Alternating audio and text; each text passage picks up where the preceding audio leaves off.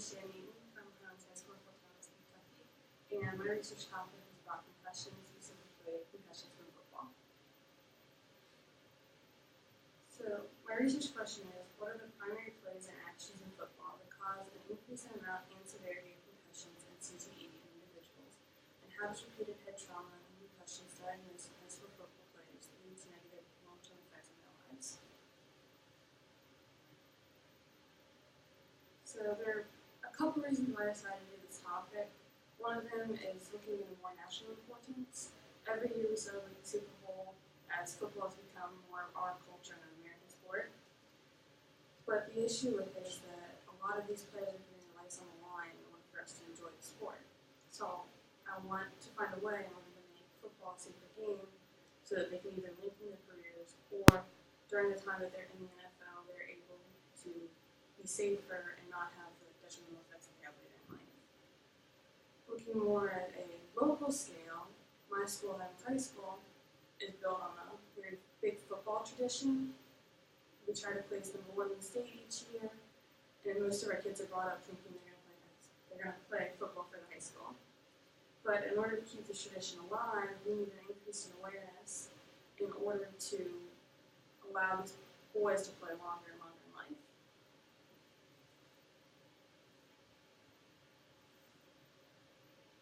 More to understand and to give a little bit of background in order to actually realize how big the concussion issue is, we need to look back at when it was first introduced in the NFL.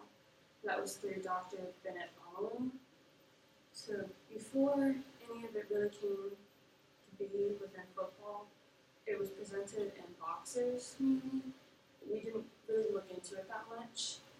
But one afternoon, Omalu was performing an autopsy on former NFL player and Pittsburgh Steeler Mike Webster. And when he cut up the skull in order to look at the brain, he realized that it was degenerating over time and that all of the depression that he had previously in life was due to how his brain was kind of wearing away at itself. Now, in order to understand why it's wearing away at itself, we need to know what CTE and tau is. So CTE is chronic traumatic encephalopathy, which is just a big term for saying the wearing away of the brain. Now that's due to the tau protein, which you see in the picture on the right and the left. The brown spots on the two slices of the brain are the actual tau protein. What the tau protein does is it slowly eats away at the brain and takes away memories. So when your brain is breaking away, memories are leading onsets of dementia. Now, why he is so important is that he was the first one that really brought it to the view of the public, and he's the one who tried to fight against the NFL. So the NFL did not want to bring this news to the people, as they wanted to continue getting money from their athletes, and they knew if this danger was presented, they'd lose tons of money, they'd lose entertainment, and basically just go out of business. Now the other side of it is looking more at just the symptoms and the research that comes along with it. So when you're dealing with something after concussion, you don't really get many dangerous side effects.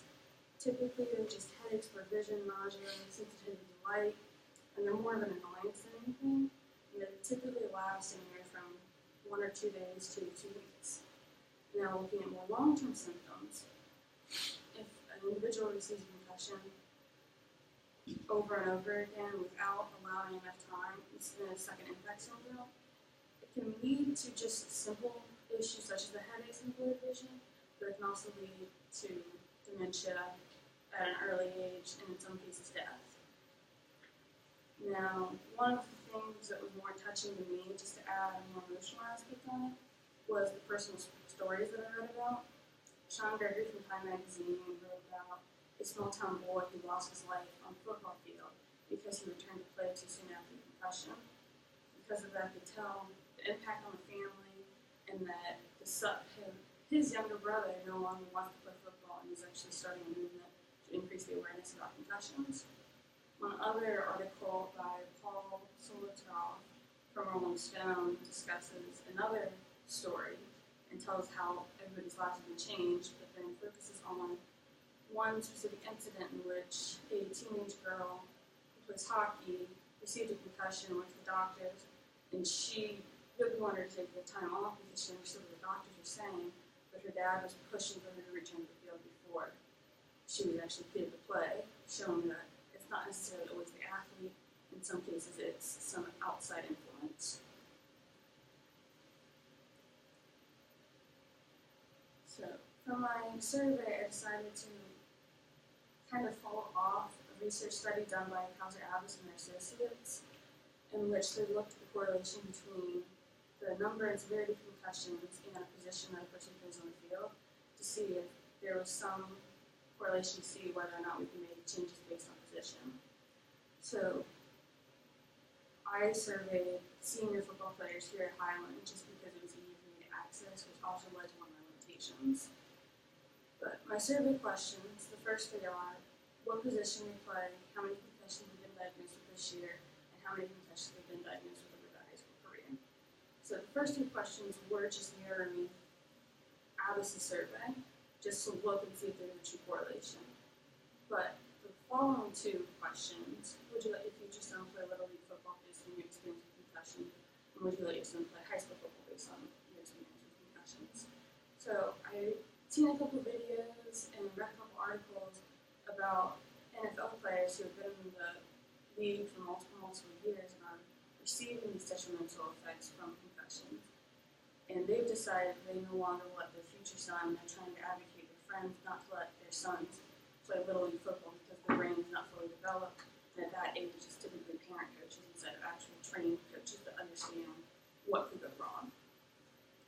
Now, focusing more on limitations of my survey, I only had 24 individuals just because my school was relatively small, and I'm in a very isolated community.